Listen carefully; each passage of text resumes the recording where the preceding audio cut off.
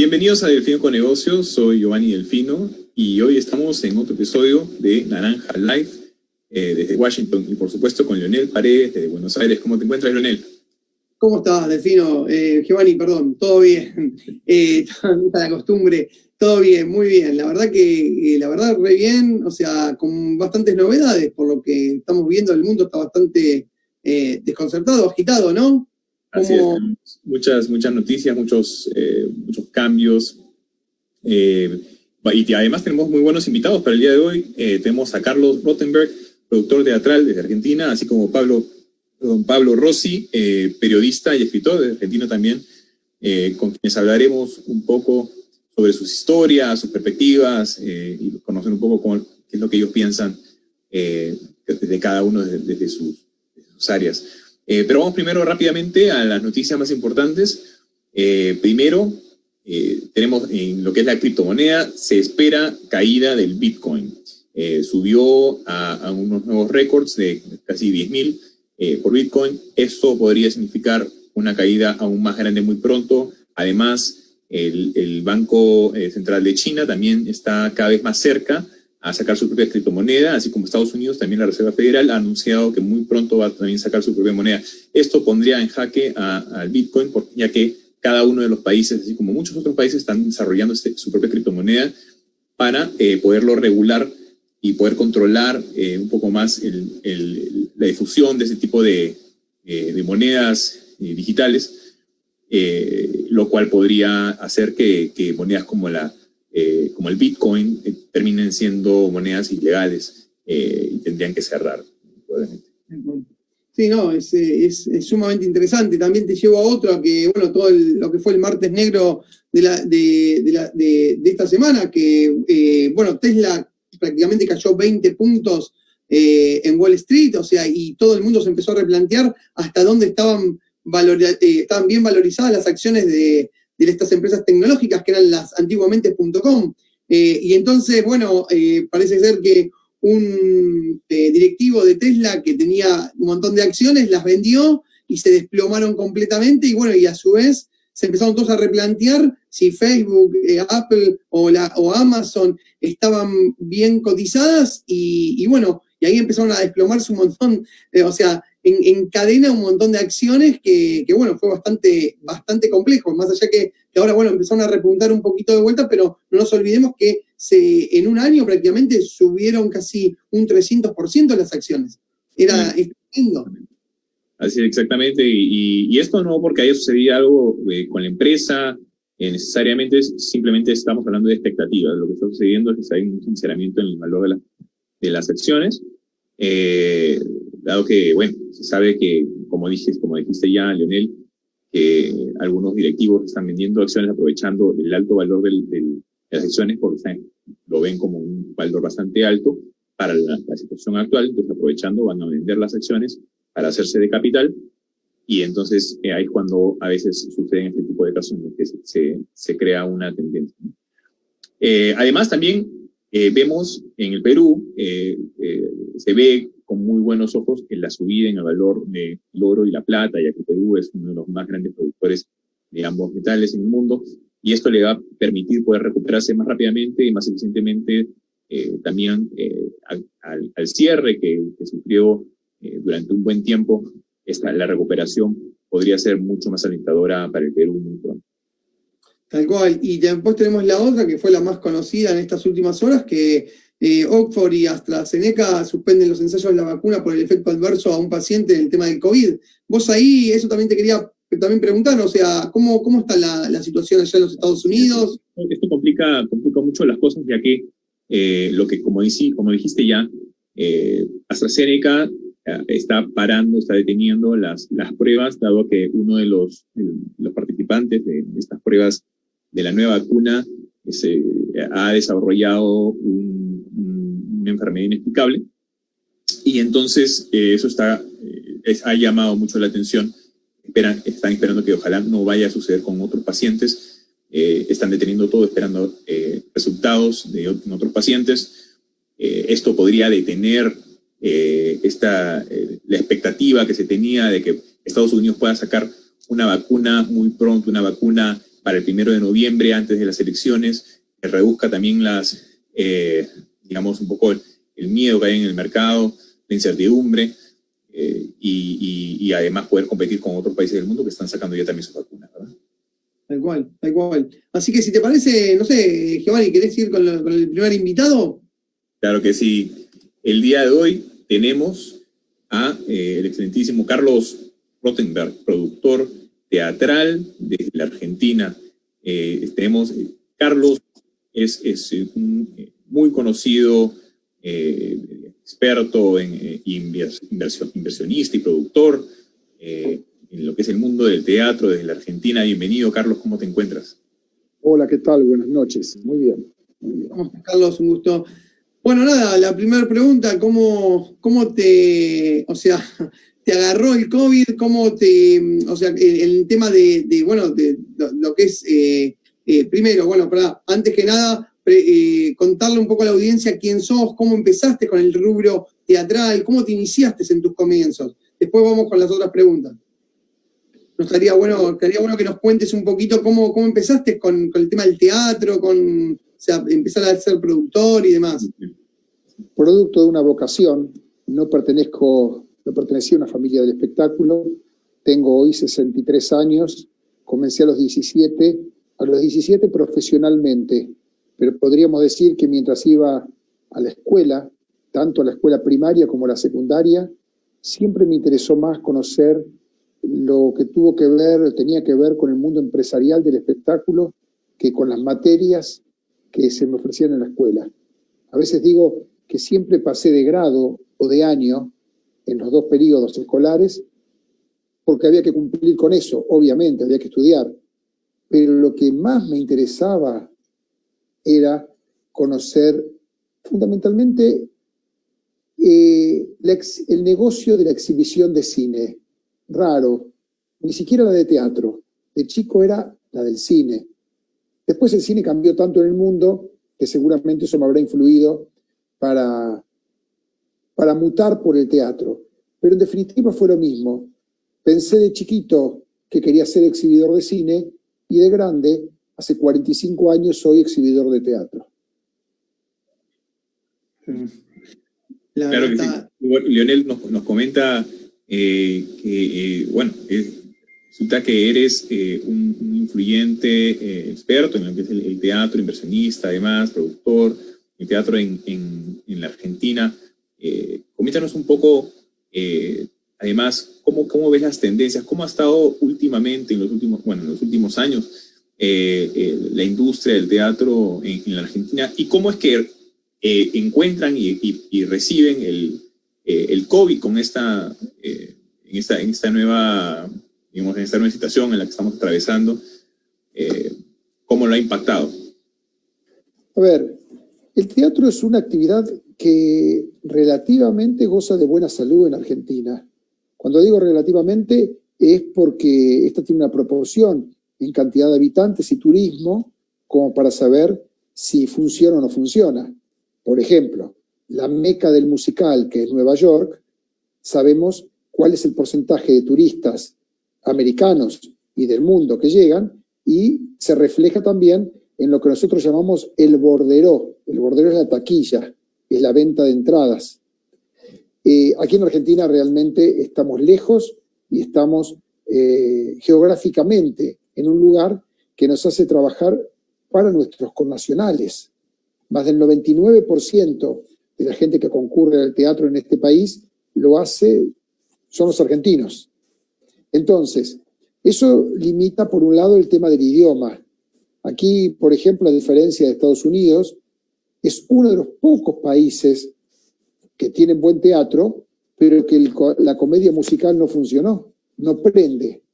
O sea, por ejemplo, el musical Llave en Mano, que puede salir de Estados Unidos o de Londres y funciona en España o en México, no lo hace en Argentina. En Argentina los éxitos están dados fundamentalmente por autores nacionales o extranjeros, pero sobre textos, sobre obras de prosa, de textos, o sea, no sobre los musicales. Eso es una particularidad de este país.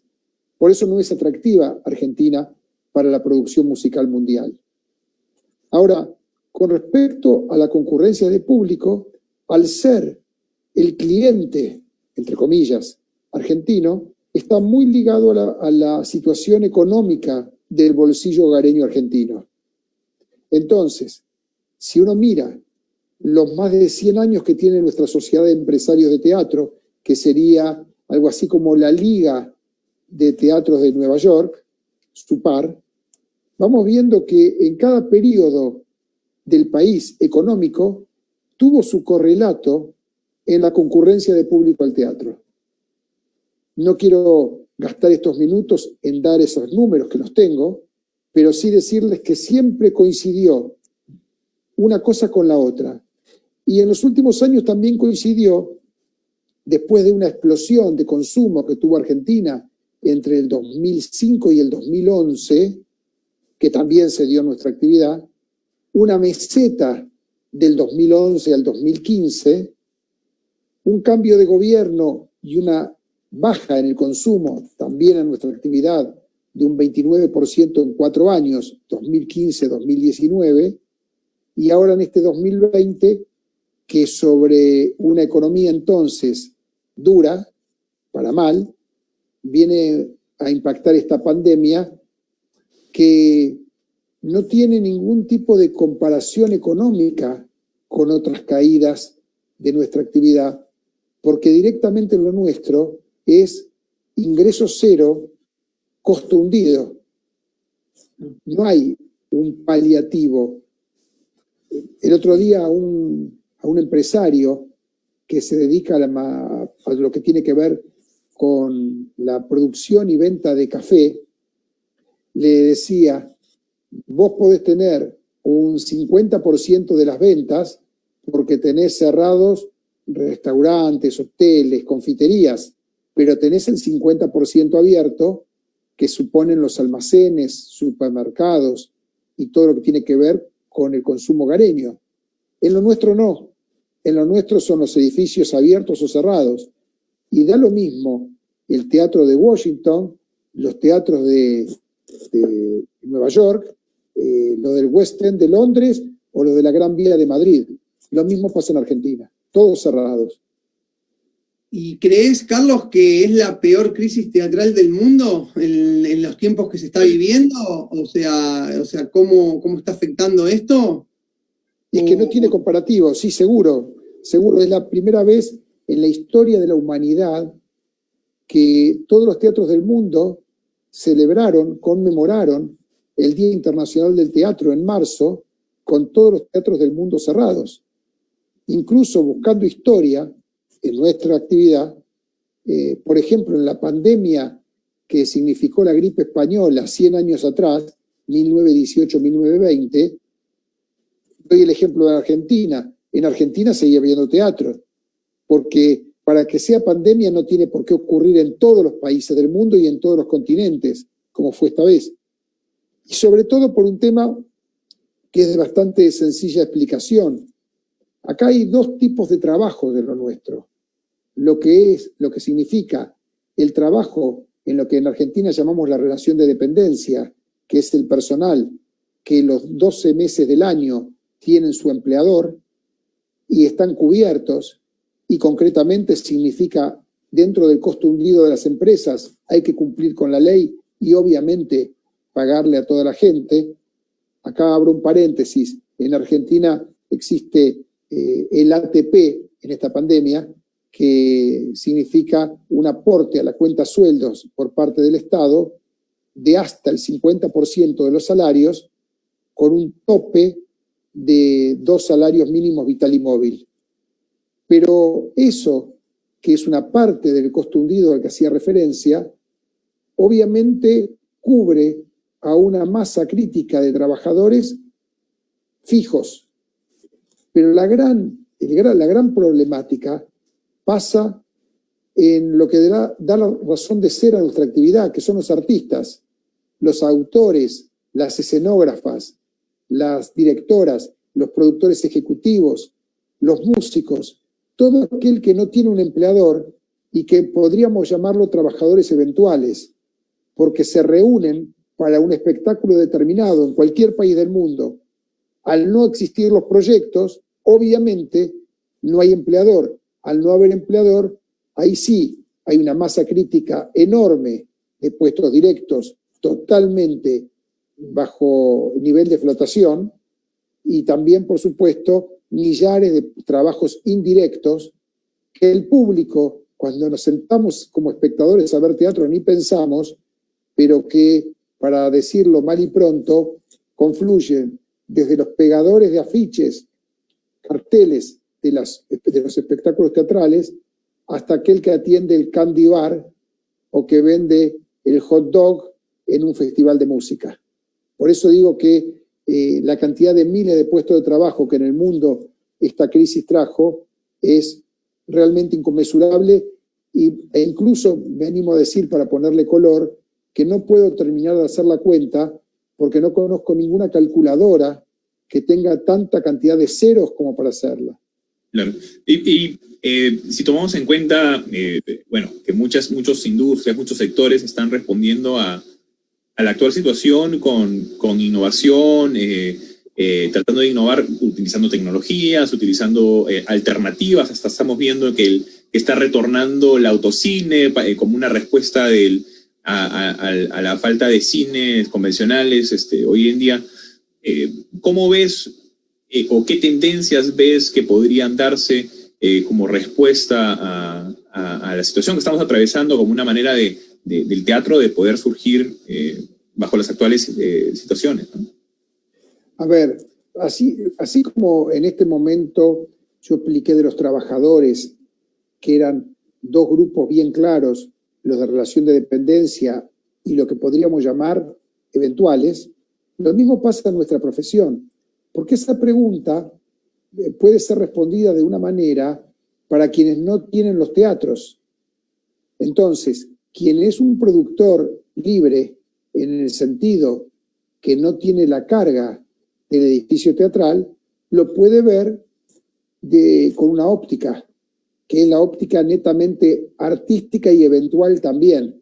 Y en esa eventualidad, así como el trabajador eventual, también puede, por ejemplo, producir un espectáculo en un ámbito, en la vía pública incluso. Distinto es la visión que tenemos los edificios. O sea, si esta pregunta se lo hacemos a un productor independiente de Nueva York, lo ve de una manera. Si se lo hacemos a una de las 3 empresas fuertes de los edificios emblemáticos de Times Square, lo contesta de otra manera. No sé si queda claro lo que quiero decir con esto. O sea, el teatro, el grueso del teatro, se desarrolla en teatros, en edificios teatrales. Y esos edificios teatrales son los que en este momento están más problematizados porque la esencia del edificio teatral va y es un contrapunto a lo que la medicina pide, lo sanitario pide para una pandemia de este estilo. Pensemos que hoy se pide en el mundo distanciamiento social y aire libre, y los teatros justamente las dos variables no las cumplen. Amuchan gente, reúnen gente en ámbitos cerrados. Entonces, ahí tenemos una problemática bastante diferenciada, porque los dueños de teatros seríamos algo así como el personal agremiado que dije antes y que estaba cubierto por un sueldo. El productor ejecutivo o general sin el ámbito teatral sería el trabajador eventual que puede moverse a punto tal que hasta podría ser un espectáculo de ballet en un autocine. Pero el problema es qué hace la cadena de cines con los edificios de cines. Tal cual. Y te hago una pregunta, Carlos. A ver, supuestamente que si cuando se vuelva entre comillas, a la normalidad, supuestamente se va a tener que volver con un distanciamiento social, bueno, como ya lo venimos escuchando por todos los medios, por todos lados. La pregunta es la siguiente: ¿sería rentable entonces para ustedes, dueños de los teatros, tener este negocio? O sea, además de todo lo que vos contabas, que tenés vestuaristas, maquilladores, o sea, de todo tipo de personal, Tendría que haber una transformación, ¿verdad? Una transformación del modelo del negocio. ¿Y cuál sería ello, no? ¿Hay algún plan actualmente? A ver, Vittorio Gassman tenía una frase que a mí me gustó. Decía que el teatro es un eterno moribundo. Y acá nos estamos guiando por pálpitos, porque yo a los 63 años tampoco pasé una pandemia. Yo supe construir una empresa teatral, pero no soy sanitarista. Desde lo teatral, ¿será que es lo que necesito creer? Supongo que el teatro va a volver a ser lo que fue después de pasada la pandemia. Entre otras cosas porque pasó guerras, porque pasó pandemias, porque pasó situaciones desde los griegos para acá que me llevan a pensar que sigue siendo una actividad artesanal y que no va a tener, no la tuvo hasta ahora, la competencia que, por ejemplo, tuvo el cine con la tecnología. Lo nuestro sigue siendo artesanal, sigue siendo vivo, que ocurre en un lugar, que ocurre al mismo tiempo en una comunión entre artistas y espectadores y fundamentalmente con público presencial. Todo eso me hace pensar o necesito pensar que voy a ir a Broadway a ver un musical y no pienso ver en Broadway obreros demoliendo los teatros.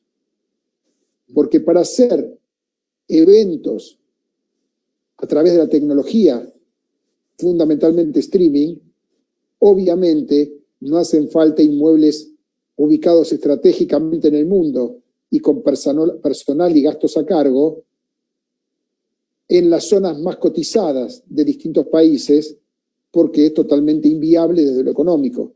Me parece que aquí puede haber un complemento.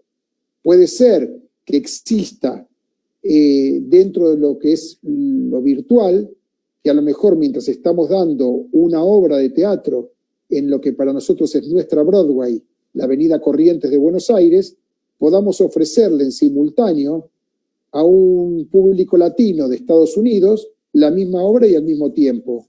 En eso sí puedo creer, pero la esencia del negocio teatral va a seguir, entiendo yo, que va a seguir estando dada porque el turismo llegue a las distintas plazas del mundo donde puede disfrutar teatro, donde los artistas se suban en vivo a los escenarios, donde el ser humano siga queriendo salir a la calle y cuando sale a la calle también necesita de ese hecho social que significa el espectáculo en vivo y fundamentalmente también que la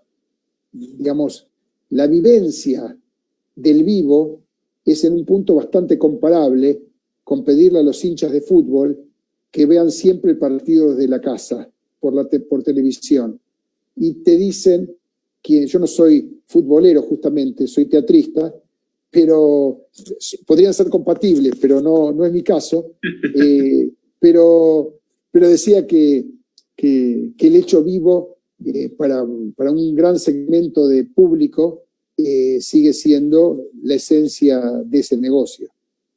Claro, por supuesto que sí. Carlos, ahora, bueno, acá en Argentina estamos aproximándonos a la primavera, por ende, luego viene el verano y viene toda la temporada que les cuento a la audiencia. Acá se da en la que sería la costa atlántica de lo que es Argentina, que, bueno, Mar del Plata es un centro emblemático, como Córdoba, que es una provincia de Argentina, donde se van a hacer temporada los espectáculos. Vos, Carlos, hacia ahí la pregunta es la siguiente. ¿Cuánto pensás que esto se tendría que empezar para hacer temporada en el verano? ¿Cuándo se tendría que arrancar? ¿Cómo es armar todo cómo es poner en marcha un espectáculo teatral? ¿Con cuántos meses a vos te lleva poder, planificar todo? ¿Cómo se tendría que armar? ¿Cuándo se tendrían que decir, bueno, gente, pueden, en enero se puede hacer turismo y pueden las compañías de teatro empezar a ofrecer obviamente sus espectáculos? Estamos hablando, hoy es día 9 de septiembre, tal cual. En Argentina son 8:25 p.m. Creo que en Washington 7:25 p.m., no sé. Ahora menos, sí. Me atrevería a decir que ya es tarde, contestando la pregunta. Que vamos a poder, si la curva sanitaria lo permite, tener una programación express para nuestro verano 2021. Ya con toda la furia no se puede armar porque esto se presenta durante el año, la preparación. Yo siempre digo que cuando se suben las marquesinas, cuando la prensa informa los espectáculos, cuando el público se va enterando y las taquillas se abren, el trabajo nuestro terminó antes. El trabajo nuestro es como el director de cine, que cuando la película se está estrenando ya está filmando otra. Por lo tanto, el verano nuestro 2021, invierno en muchas otras zonas del mundo, ya pasó. Podemos, con 2 o 3 meses, con espectáculos ya con el running a cuesta, ya funcionando, espectáculos unipersonales, monologuistas. O sea, por eso dije, una programación express con oficio se puede armar en 2 o 3 meses, pero una programación con todas las letras, con todo lo que nos gustaría poder presentar, ya va a ser muy complicado porque estamos atrasados, al menos atrasados, y estamos, insisto, entrando en el noveno mes del año. Te comparto mi entusiasmo también con lo que acabas de mencionar hace unos momentos, de que la posibilidad de que podamos ver en cualquier parte del mundo, estemos en Washington, en China, donde sea, poder ver, digamos, el teatro argentino de repente de un aplicativo y quién sabe, de repente hoy en día con tantas plataformas donde uno puede suscribirse, tener un pago mensual o pagar por digamos, pay-per-view. O pay-per-view tal vez, ¿no? Es algo que entusiasmaría, yo creo que a muchos amantes del teatro, que por más que, como decías ya, no reemplazaría la experiencia de estar en vivo, ¿no? En el lugar del teatro, tener la magia del teatro. Pero yo creo que al no existir una opción, una alternativa, empuja justamente a aprovechar esas alternativas. A muchos les entusiasmaría poder aprovechar estas alternativas digitales, ¿no?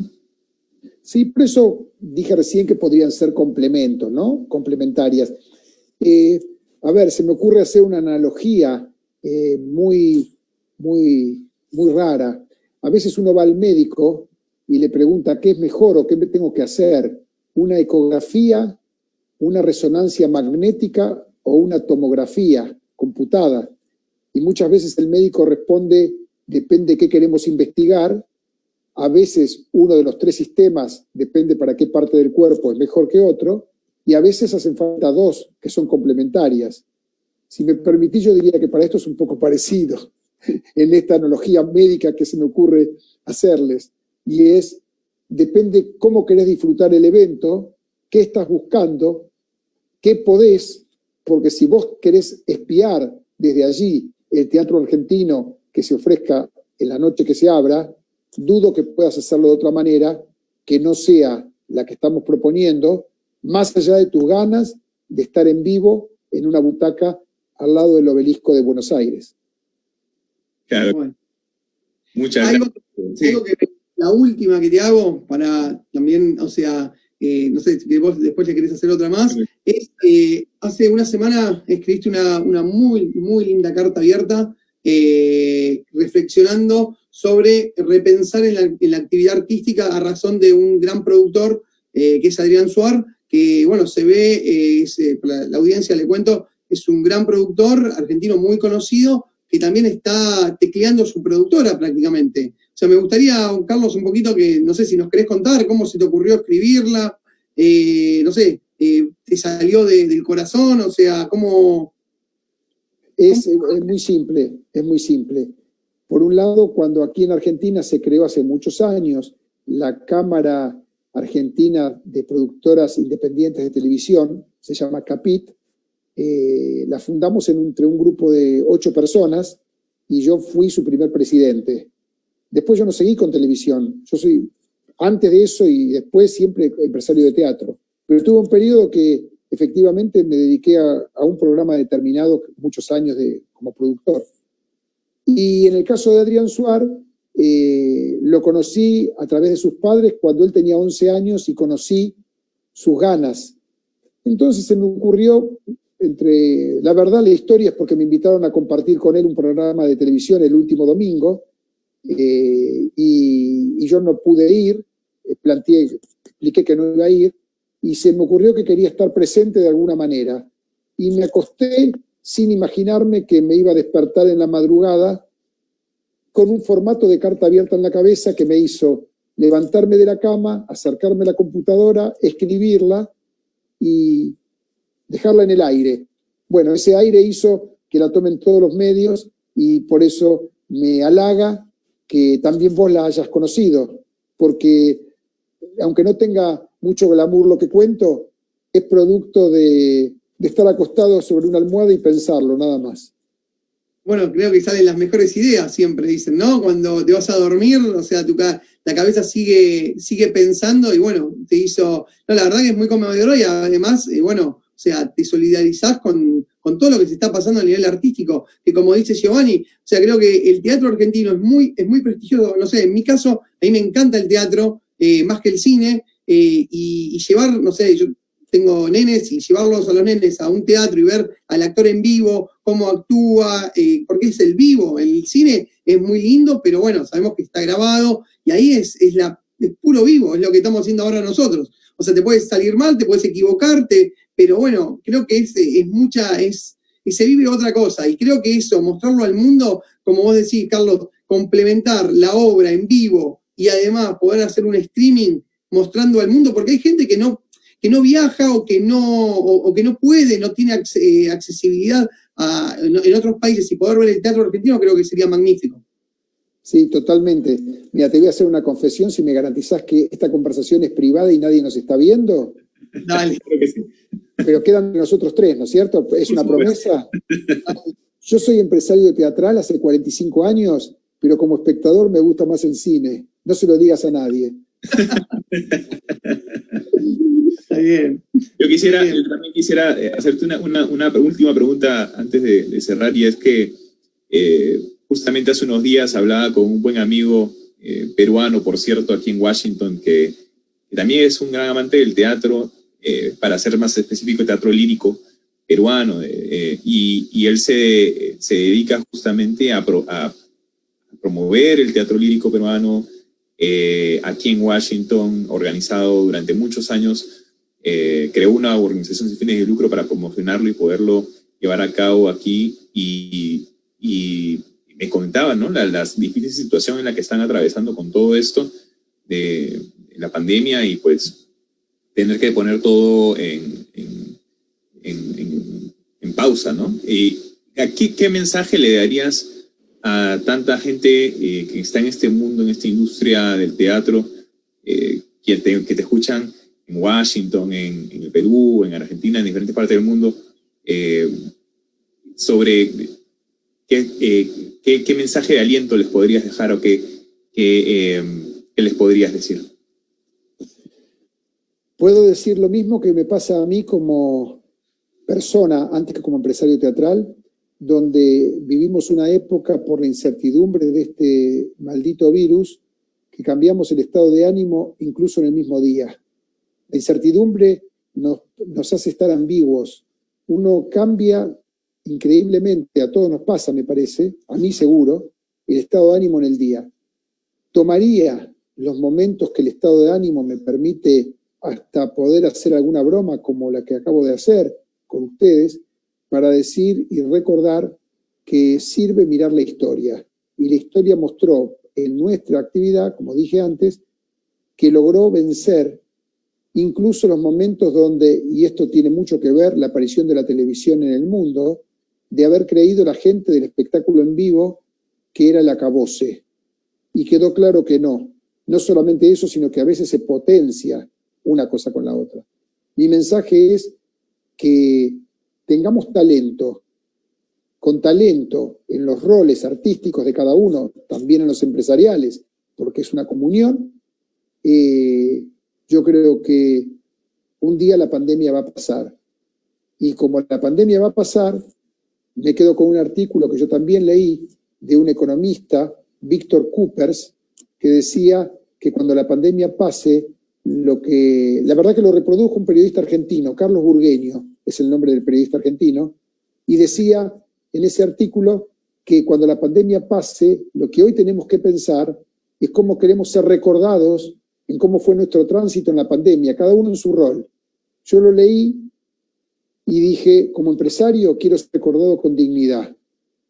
Esa premisa me lleva a saber un poco más cómo actuar en la zozobra y estar convencido en 2 palabras: falta menos.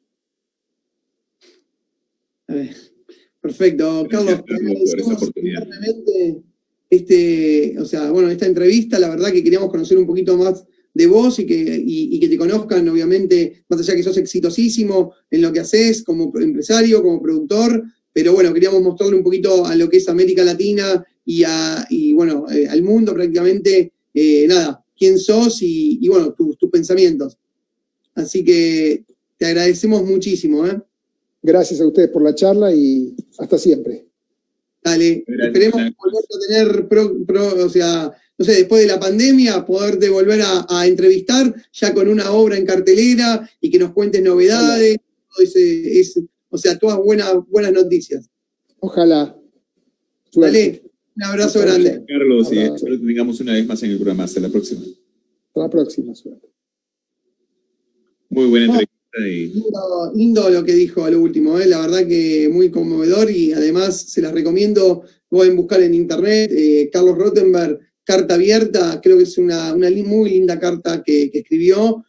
Carlos, la verdad que muy conmovedora, se nota que habla del corazón y es un poquito, aliento, un poco de ponerse el zapato del otro, de acompañamiento a un productor que es un excelente productor y que hoy en día está tecleando con su productora que se tiene que achicar porque tiene un montón de gente y no quiere, obviamente, despedir personal, obviamente. Así pero es, bueno. Totalmente. Sí. Buena entrevista, un muy buen mensaje, como dijiste ya, Carlos Rothenberg, para todos aquellos que se encuentran en la industria del teatro. Pero vamos ahora también, tenemos a nuestro segundo invitado del día. Tenemos a Pablo Rossi, periodista y escritor desde la Argentina, y nos acompaña a contarnos un poco también todo Bienvenido, Pablo, ¿cómo te encuentras? Hola, ¿qué tal? ¿Cómo están? Un saludo para todos. Buenas noches. Pablo, un gusto.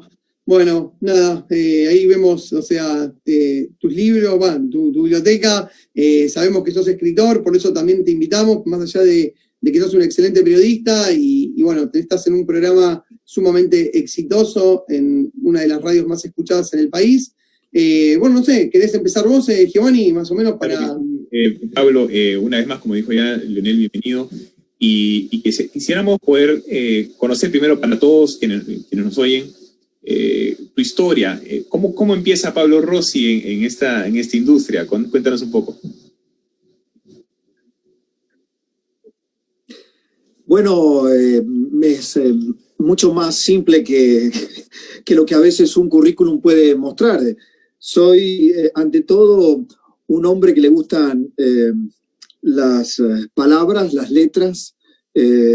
Soñaba siempre con ser escritor e ingresé al periodismo, como en algún momento planteaba aquella generación del gran Gabriel García Márquez, que dejó una gran enseñanza para muchos periodistas que se refugiaban en redacciones de periódicos, de diarios, esperando su oportunidad de poder escribir la novela de su vida. Bueno, como a tantos otros, no me llegó la oportunidad, tal vez no tenga el talento, pero sí me atrapó el periodismo y me quedé para siempre. En el medio comparto el periodismo con la ensayística, sí encontré en el ensayo político, en el ensayo urgente, una manera de poder pensar mi país, pensar algo que para mí es un eje fundamental y lo convertí en eje de mis libros y de los que estoy en elaboración, que es la libertad, ¿no? La redefinición de la libertad como materia prima, insustituible, esencial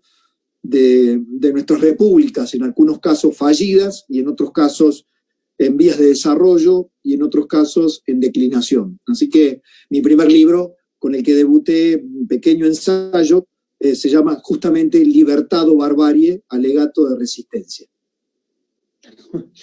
¿Y cómo te agarró el COVID? Ahí, ¿cómo te agarró el tema de la pandemia, Pablo? O sea, ¿cómo estás haciendo el programa desde tu casa? ¿Estás leyendo la radio? ¿Cómo ves también? ¿Cómo ves no sé, cómo ves a la Argentina?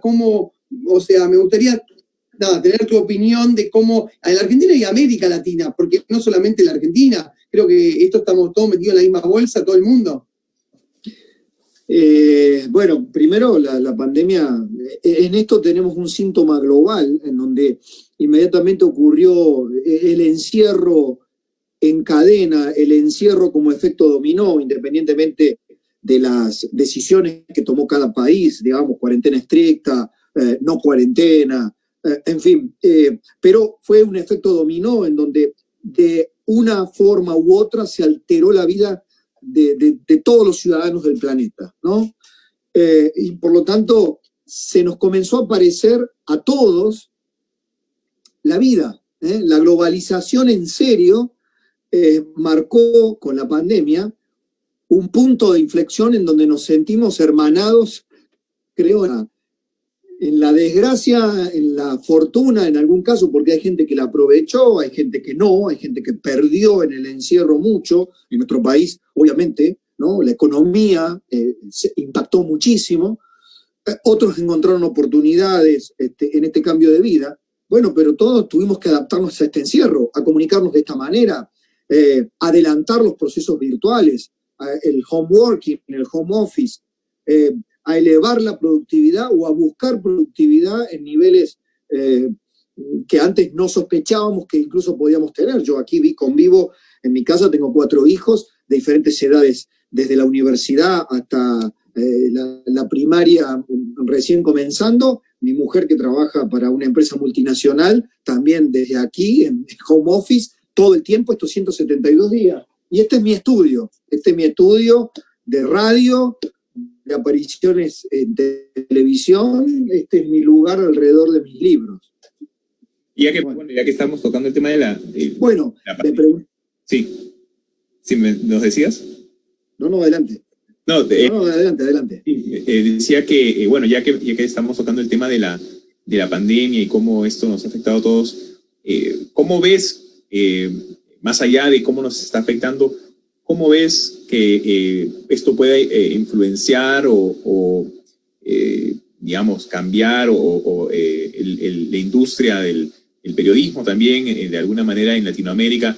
Nosotros mismos, un medio como Delfino con Negocios, nosotros nos enfocábamos mucho en el área metropolitana de Washington inicialmente y luego con la pandemia decidimos ir mucho más digital, enfocarnos no solamente ya en el área de Washington, sino además cobertura del nivel de las Américas, ¿no? Y gracias a que la tecnología nos permite hacerlo de manera mucho más eficiente y con la digitalización, la gente más conectada ahora más que nunca a través del Internet para recibir su información.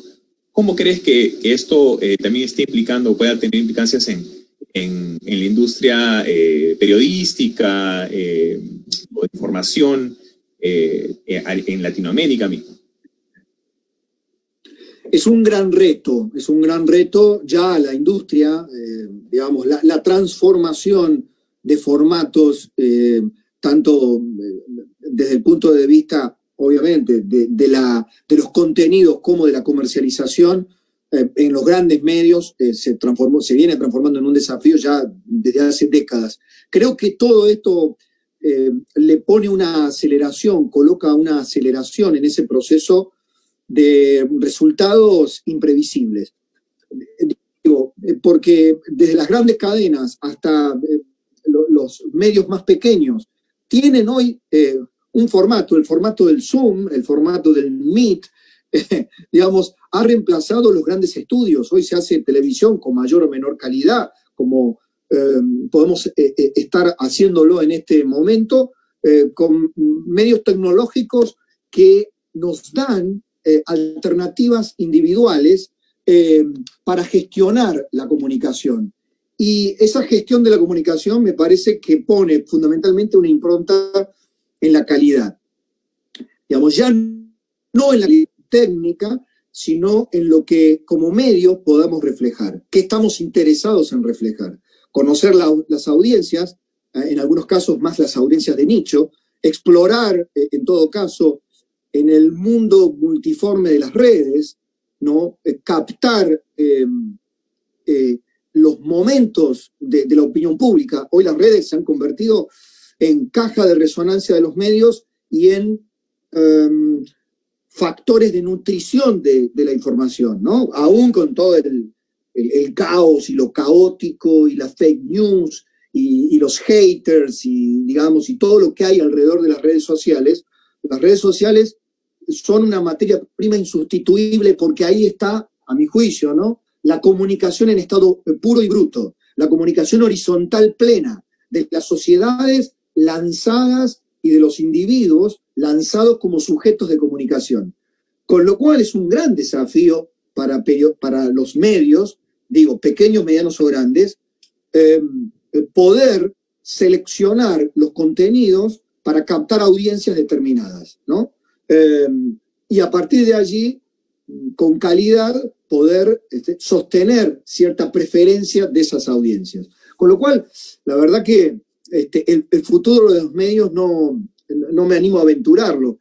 Voy a decir algo que tiene mucho que ver con un medio que amo mucho y muy, muy en particular, que creo que es la radio. La radio mantiene, aún con todos estos cambios y estos cimbronazos, un atractivo para la gente en sus diferentes formas de acceder a ella, a través de un teléfono celular, del teléfono móvil, a través del aparato tradicional.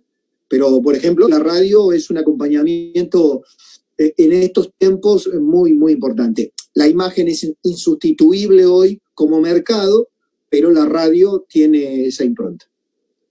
Mirá, Pablo, hace un poquito teníamos a Mario Pergolini acá entrevistándolo y claro, les decía un poco lo que estás diciendo vos, o sea, hoy en día tenés un segmento, un chico tiene una tableta y se mete en un segmento y hay publicidades para ese segmento, esa edad, y así constantemente. O sea, yo más que nada quería un poco entrar en el tema de la fake news. Vos como periodista de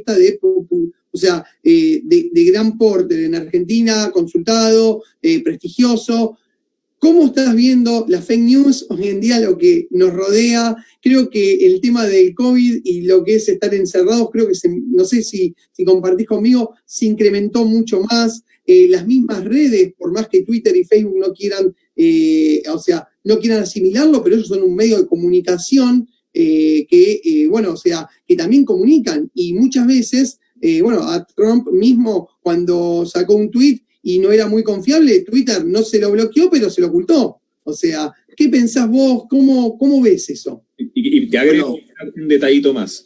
Justamente también entrevistamos hace unos meses atrás sobre el mismo tema al presidente de la Asociación de Periodistas Hispanos en los Estados Unidos, Hugo Balta, que también nos mencionaba, ¿no?, la importancia no, más allá de la responsabilidad de los medios y de periodistas, es también la responsabilidad del consumidor, ¿no?, de saber investigar la información que están consumiendo.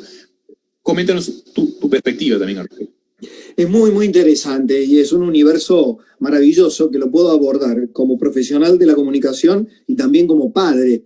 Yo convivo en esta cuarentena que vive la Argentina, muy particular, en este encierro que ha sido real y en mi familia al menos lo vivimos de esta manera.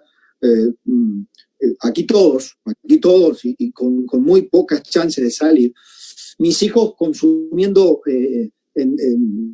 información todo el tiempo a través de las redes sociales, y con los más pequeños me resulta muy interesante analizar el proceso con los que ellos se van informando. Chicos de 12 años que están teniendo un caudal de información provisto, por ejemplo, por TikTok, sin ir más lejos, una de las redes sociales, que me asombra. Me asombra, y a partir de mayor o menor curiosidad que tengan los niños. Por ejemplo, me decían, papá, ¿es cierto que ya Perú tiene la vacuna? Porque se habían difundido unas imágenes que llegaban aviones con todo el material del ensayo clínico de la vacuna de China, que China está produciendo todavía en fase de ensayos, más allá de que tenga una elaborada para sus fuerzas militares, que iba a experimentarse en Perú. Entonces, inmediatamente a partir de la imagen con médicos bajando cargamentos de vacunas de un avión, decía, ¿Perú tiene vacuna? No, Perú no tiene vacuna. ¿Cuál es tu fuente? Le digo yo. ¿Quién te está informando esto? Y les voy enseñando de a poquito que como consumidores, esto que tú decías muy bien, que como consumidores tienen que establecer sus propios estándares de calidad, ¿no?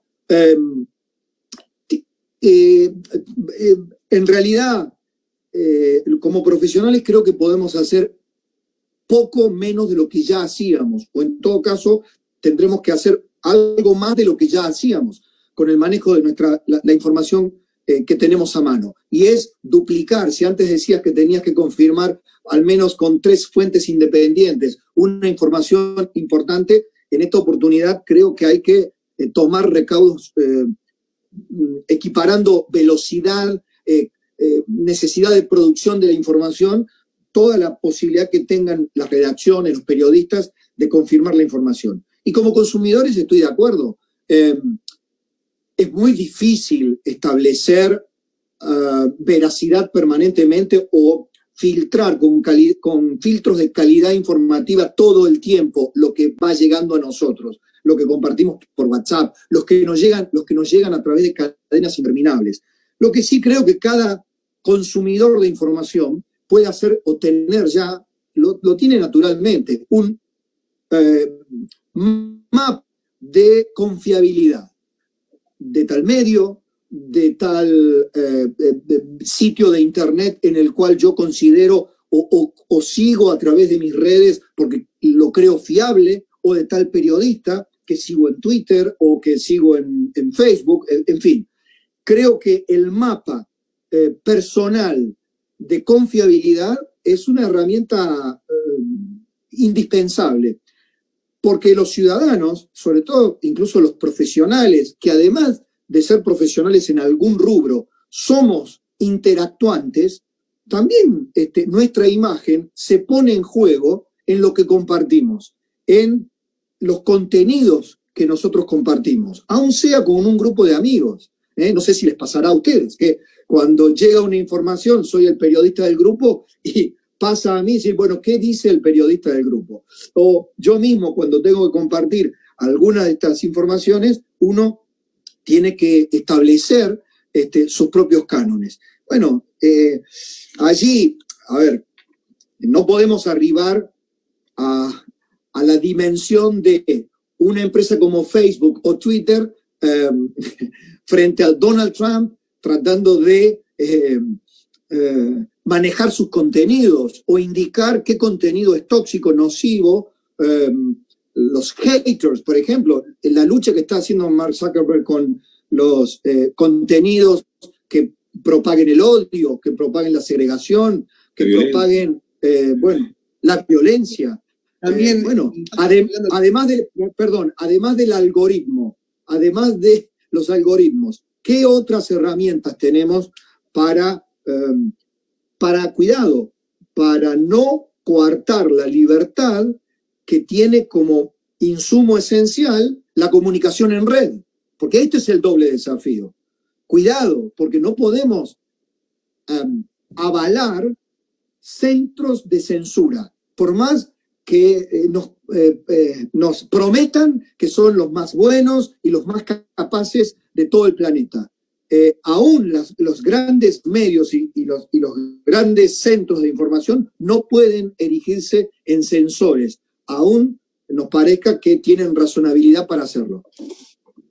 Tal cual, Pablo. De ahí el otro día estábamos hablando que Facebook en los Estados Unidos, que ahora vienen las elecciones, 10 días antes no deja poner ningún mensaje sobre tema político. O sea, como que lo y creo que está bueno porque también te hace bajar un poco los cambios, o sea, más allá que en los Estados Unidos es diferente como lo que se vive acá en Argentina, si votamos al radicalismo, al peronismo o blancos o rojos o lo que fuese. Ahora te voy a sacar un poquito de esto y te quería llevar a a ver, ¿fue tu último trabajo en publicación Argentilandia? Crónicas Crónicas de un régimen. Sí, en realidad fue una publicación, fue una recopilación de notas mías a un diario de mi Córdoba, de mi provincia, ahí donde yo desarrollé gran parte de mi carrera. Yo escribía columnas los domingos para un diario y se hizo una recopilación.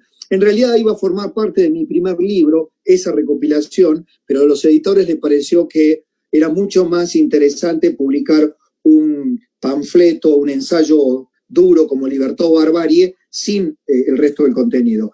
Yo tomo como mi último trabajo, y que creo que me ha dejado unas pistas enormes para desarrollar, y tengo un contrato con otra editorial, con Random House, para cumplir mi contrato a la brevedad, tal vez en 2021 pueda sacar mi libro, que fue Populismo Nunca Más.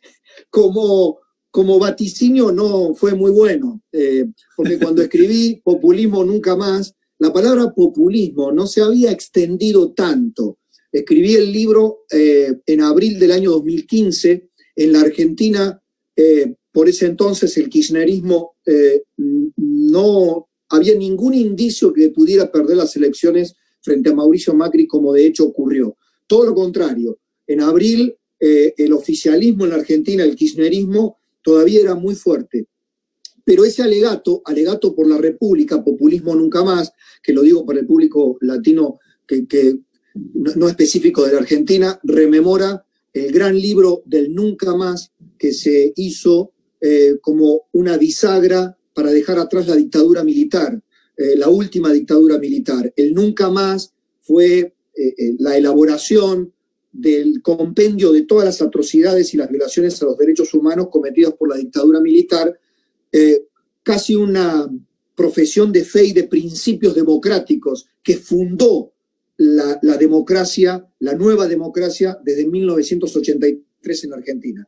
Bueno, la idea de un nunca más al populismo, a la corrupción, pensaba debían ser las bases de un gobierno que alternara al kirchnerismo. Lamentablemente, ese gobierno en 4 años naufragó, la sociedad optó nuevamente por el regreso al populismo, es lo que tenemos en este momento, pero luego el populismo, que en el libro lo exploro abordando autores que son pro-populismo y antipopulistas, planteaba justamente que el populismo no es una herramienta ideológica, es aideológica. El populismo puede ser de derecha o de izquierda. Populista es Trump y es Bolsonaro.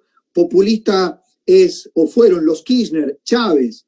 El populismo como herramienta política fundamentalmente se funda en la división de la sociedad, entre los míos y los tuyos, los buenos y los malos, los demócratas y los republicanos, los que están con Bolsonaro y el resto. Digo, es una manera muy vieja de la política de dividir a la sociedad en un enfrentamiento perpetuo. Yo creo que en ese libro, en el último capítulo, elaboro lo que para mí es una tarea pendiente en Argentina y en buena parte de Latinoamérica. Es el republicanismo popular, la recuperación del concepto de república, de equilibrio de poderes, de convivencia democrática, de lo que los americanos llaman, me recuerdo en este momento un libro que a mí me impactó mucho, de Al Gore, cuando acababa de ser, de perder las elecciones frente a George W. Bush. La fuerza de la razón, creo que era el título del libro de Gore. Allí planteaba la necesidad de que Estados Unidos recuperara una conversación pública vigorosa. Bueno, Al Gore se equivocó, digo, o en todo caso, creo que la sociedad norteamericana, como muchas sociedades de este siglo XXI, como los países europeos, están hoy sometidos al influjo populista, a una división social muy fuerte que debemos repensar, que debemos replantear, que debemos contribuir con un debate fuerte para fortalecer los sistemas democráticos. Y yo ahí encuentro una tarea pendiente, que es la tarea que al menos desde el punto de vista intelectual y profesional, trato de llevar adelante. Digo, que el populismo tiene otra herramienta que le es propia, la simplificación de los problemas. La manera en que Donald Trump puede simplificar un problema complejo en un tuit, por ejemplo, es la manera en que otros gobernantes populistas simplifican la complejidad de una sociedad multiétnica, con problemas económicos de intensidad variada, con el problema de la interdependencia global que tenemos en materia económica, cultural y política, no pueden simplificarse con arengas nacionalistas. El nacionalismo es una simplificación a la que acude el populismo para usarlo como herramienta política. Y eso, en la historia del siglo XX, tuvo resultados muy a la mano. Los totalitarismos, el nazismo, el comunismo, fueron formas nacionalistas llevadas al extremo. Cuidado, Occidente tiene una gran oportunidad de repensar el siglo XX para evitar que la deriva populista del siglo XXI nos termine haciendo desembocar en esos mismos procesos o en peores procesos, ¿no? Es interesante que justamente estamos tocando esos temas, porque ya que hace unos momentos tuvimos a Carlos Rothenberg, productor teatral, conocidísimo productor teatral de la Argentina, y me recuerda unas palabras de Harvey Milk, de acá de Estados Unidos, quien decía: la política es teatro, y no importa si ganas, tú dices estoy aquí, préstenme atención, ¿no? Era un poco por ahí. Bueno, pero mira qué magnífico. Ahora en estos días Netflix ha puesto en oferta una gran película que la recomiendo enormemente, como siempre, porque soy un fanático de Winston Churchill, Las horas más oscuras, y en ese filme donde se retrata, se reconstruye el momento en que Churchill enfrenta a la opinión pública británica los miedos de los ingleses frente al avance de Hitler, de su avance sobre París, cómo, recupero la idea tuya, la teatralidad del discurso de Winston Churchill para convencer a los parlamentarios británicos de que tenían que oponerse al avance de Hitler, sirvió en ese caso para construir una teatralidad positiva, una teatralidad de convicción democrática, una teatralidad de convicción por la libertad, por la dignidad de los británicos en ese momento. Claro que la política es teatralidad, pero bien, la teatralidad utilizada con herramientas democráticas, con un trasfondo intelectual, con ideas constructivas desde la potencialidad y desde la fuerza que tiene un presidente de los Estados Unidos, es una teatralidad bien utilizada. Con todo respeto, desde la distancia, la teatralidad de Trump me parece chabacana y poco constructiva, ególatra, y creo forma parte de una teatralidad para los propios, teatralidad para la secta, teatralidad para los convencidos, teatralidad para los negocios de un grupo y no de una nación. Yo he sido un admirador del liderazgo, aún con las críticas que son atendibles y han sido atendibles, de los sectores más centristas republicanos de Barack Obama. La teatralidad del expresidente Barack Obama, en el buen sentido, creo que la manera en que unificó, generó una carrera política en torno y desafiando las nuevas tecnologías, las redes sociales, creo que sería una buena manera de que Estados Unidos retorne como faro de Occidente, como faro de las democracias occidentales, a un rumbo de sensatez, de visión universal, ¿no? De compromiso con el planeta y no solamente con intereses nacionales, ¿no? Bueno, es una idea muy, muy personal y muy propia que comparto con ustedes. Pero sí, pero la teatralidad populista, la teatralidad de Jair Bolsonaro, por Dios, es enorme, enorme, pero una teatralidad provocativa, provocadora. Y como sucede en el teatro, ¿no? Cómo esta influencia de Trump consiguió, bueno, valga la redundancia, influir en muchos otros países, y como vemos como el caso de Bolsonaro, también además en Inglaterra, vemos muchos líderes que salieron con el mismo discurso, ¿no? La misma historia. ¿Cómo ves que está avanzando este discurso? ¿Crees que hay más campo para este discurso o que va cambiando ya esta tendencia? Lamentablemente no soy muy optimista, quisiera serlo. No soy muy optimista porque justamente las democracias están bajo asedio, están bajo acecho. La democracia debe, los sistemas democráticos, el sistema de representación debe adaptarse rápidamente. El populismo ha tenido esa virtud. Los líderes populistas han echado mano de las redes sociales, por ejemplo, y como en su momento los líderes totalitarios echaban mano de la televisión, de las grandes cadenas por las cuales podían hablar horas en un discurso, sea Fidel Castro, o sea Francisco Franco, o sea Adolf Hitler, o sea Hugo Chávez, no hace mucho tiempo, ¿no? Que usaban las tecnologías de la comunicación para atraer masas y manejar las masas. Hoy creo que los líderes populistas han encontrado, y sus asesores, ¿no? Con toda una base del arsenal algorítmico que rodea a los nuevos asesores políticos para llegar al poder, creo que se han adaptado mucho más rápidamente que los líderes democráticos.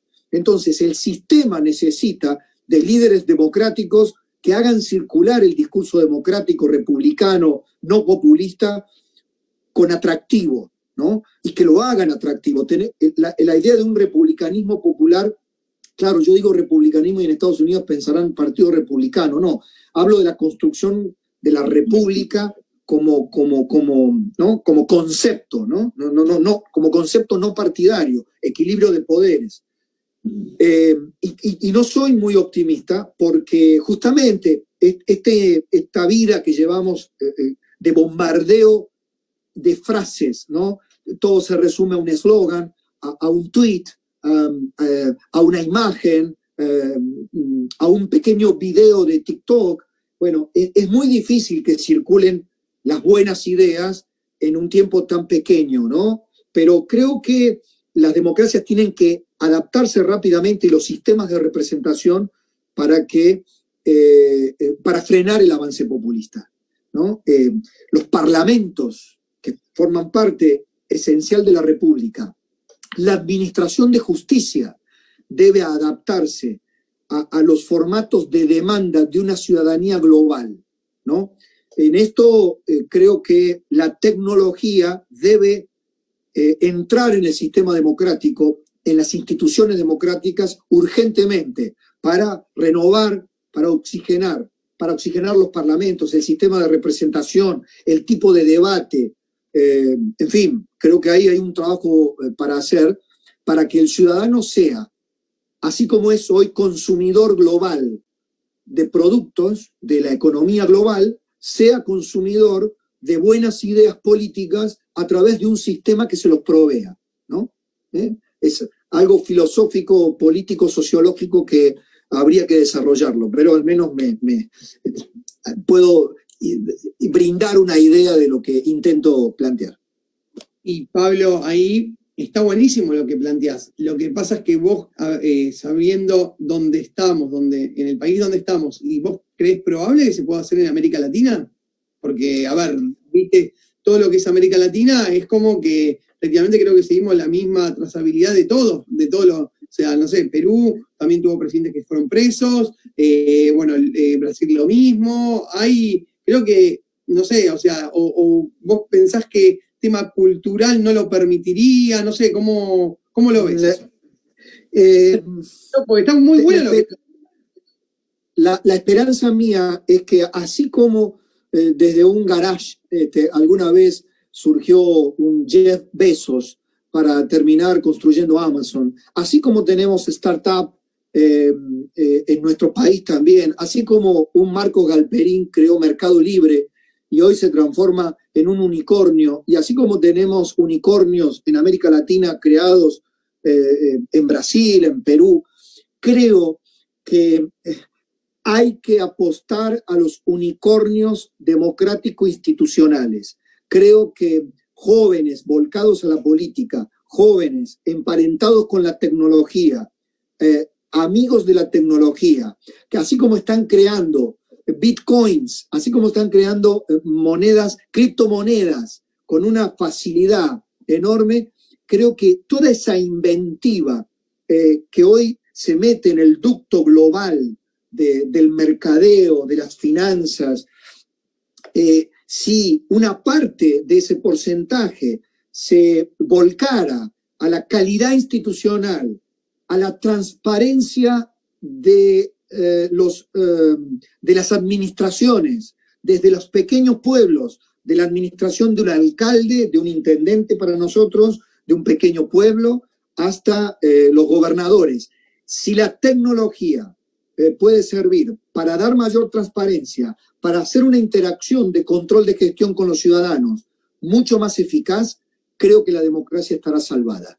Si el oscurantismo de la centralización tecnológica queda en pocas manos y a merced del dominio de países que no tengan vocación democrática, como Rusia o como China, y Occidente, Estados Unidos, Europa, permita que esos países con esos sistemas de deriva totalitaria o deriva autoritaria, democracias autocráticas o pseudodemocracias, o directamente sistemas totalitarios como el chino, de un partido, terminen copando la parada tecnológica y puedan tener el poder de interferir en el voto de los norteamericanos, como Trump ha planteado en una duda terrible en estas próximas elecciones, que pueda haber fraude en el voto por correo. Yo he cubierto, dentro de mi carrera periodística,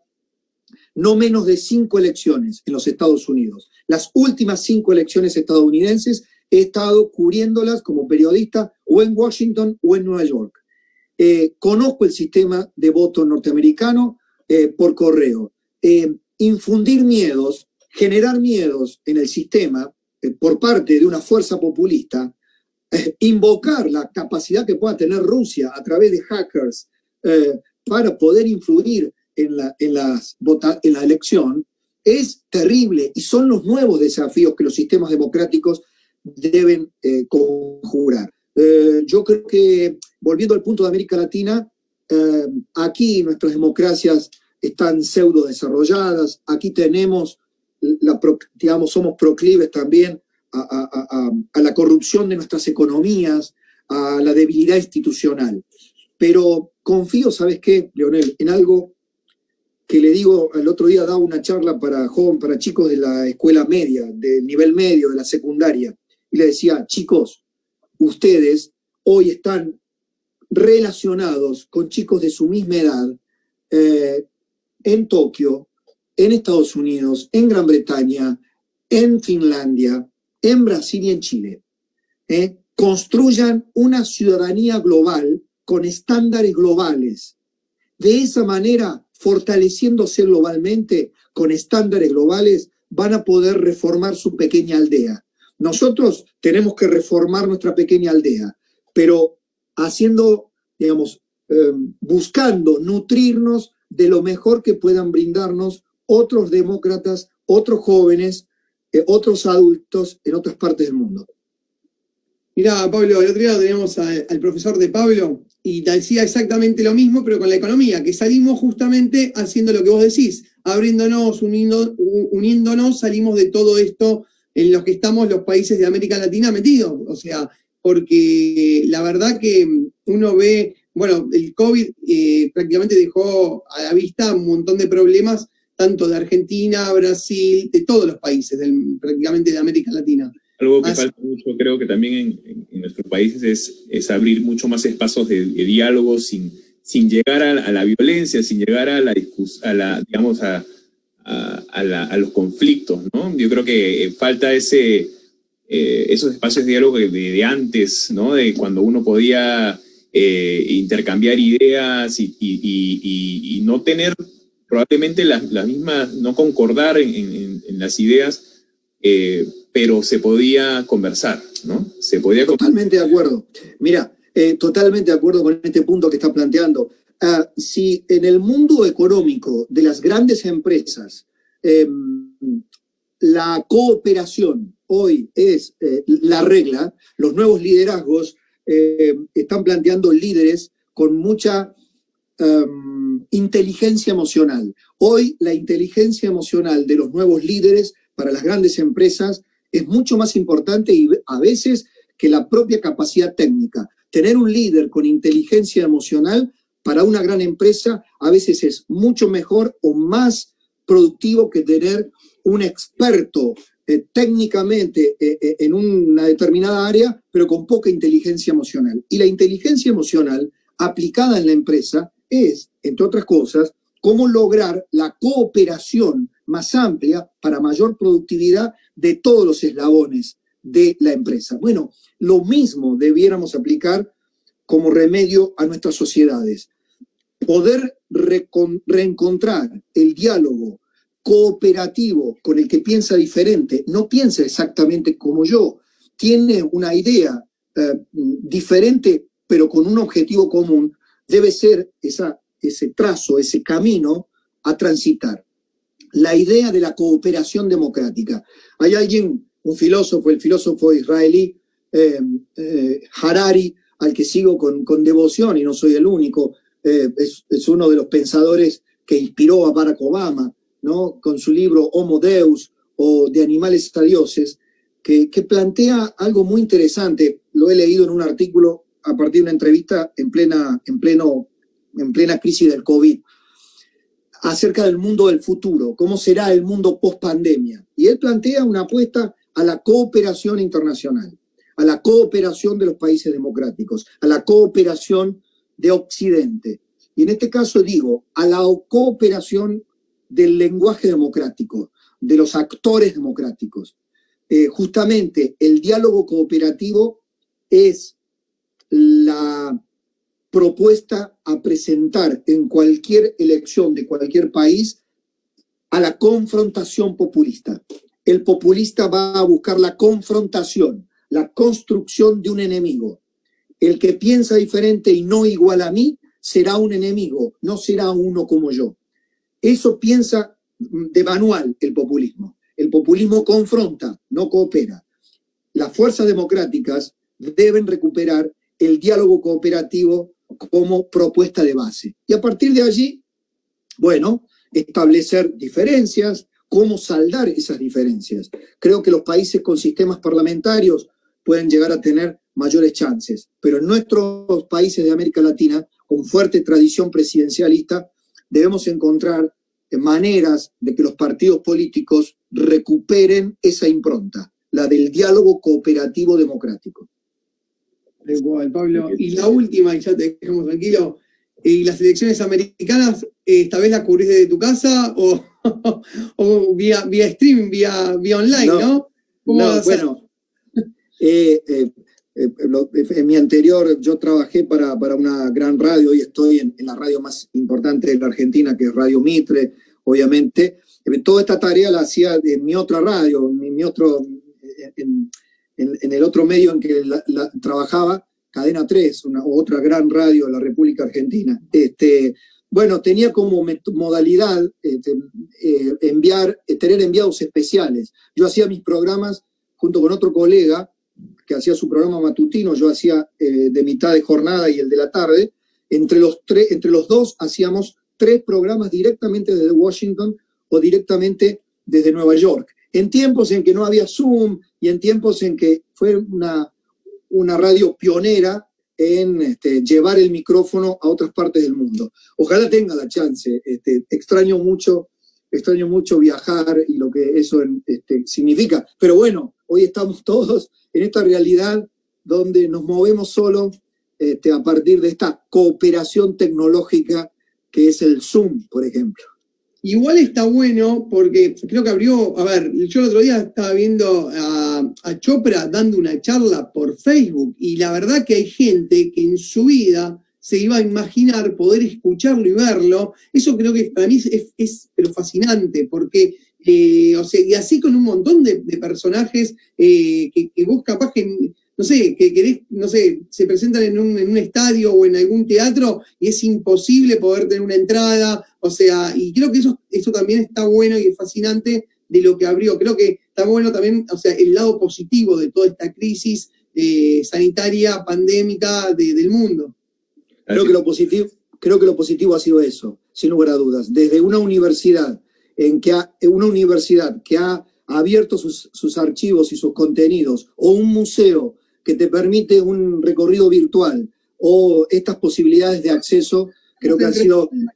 Yo tendría que estar en Washington con Giovanni. ¿Y cómo hacíamos para entrevistarte a vos? ¿Tendrías que venir para Washington? Bueno, o mandar un enviado, o sea, al canal o a la radio o donde fuese. O sea, creo que también... Esto es parte de lo bueno que nos está permitiendo la pandemia. Creo que sí hay cosas muy buenas y esto creo que hemos hecho aquí hoy, esta conversación tripartita, es una de las formas de la cooperación, del diálogo democrático que debería tomar institucionalmente la política para darnos un horizonte de un mañana mejor. Claro que sí, muchas gracias. Ojalá que podamos tener pronto, un día estábamos pensando con Giovanni armar un panel de varios periodistas y un poquito ahí hacer un debatir de diferentes partes. Y que ojalá que algún día, ya pronto, podamos reunirnos también a seguir conversando de repente con Parrilla Argentina, quién sabe. Pero cómo no. A disposición siempre. Gracias por esta oportunidad. Muchas gracias, Pablo. Muchas gracias, Pablo Rossi, periodista y escritor de Argentina. Hasta la próxima. Qué interesante, ¿no, Giovanni? Brillante, Pablo Rossi. Tuvimos una conversación muy, muy interesante para todos. Y pues si pudiste seguir la entrevista o nos encontraste a mitad de camino, pues esta entrevista estuvo muy buena. Queda además en la plataforma para que lo puedas ver cuantas veces desees. Déjanos tu comentario, queremos saber qué es lo que piensas también sobre estas entrevistas. Han sido muy enriquecedoras. Creo que tanto Carlos Rothenberg como Pablo Rossi nos dieron una noche muy interesante para reflexionar. Tal cual, la verdad que sí, que sí. Y bueno, y nosotros ya terminando el programa nos encontramos el viernes, justamente con el análisis semanal, y bueno, también con 2 invitados, bueno, estos son internacionales también, o sea, de diferentes partes. Uno va a estar desde Canadá y la otra desde Perú. Y vamos a abarcar diferentes tipos de temas, tanto minería como las exportaciones en Colombia, cómo Colombia avanza en el mundo y fomenta la exportación desde Canadá. Así que bueno, nada, creo que también va a estar muy interesante el programa del viernes. Claro que sí. Así que no se olviden, síguenos, déjenos sus comentarios, compartan esta información, vayan a nuestra página de YouTube, que también tenemos un canal en YouTube, donde pueden también suscribirse y compartir esta información. El programa también por ahí. Así que, bueno. Así es, así que los esperamos el viernes, como dijo ya Leonel, a las 7 de Washington, 8 de Buenos Aires. Los esperamos, hasta la próxima.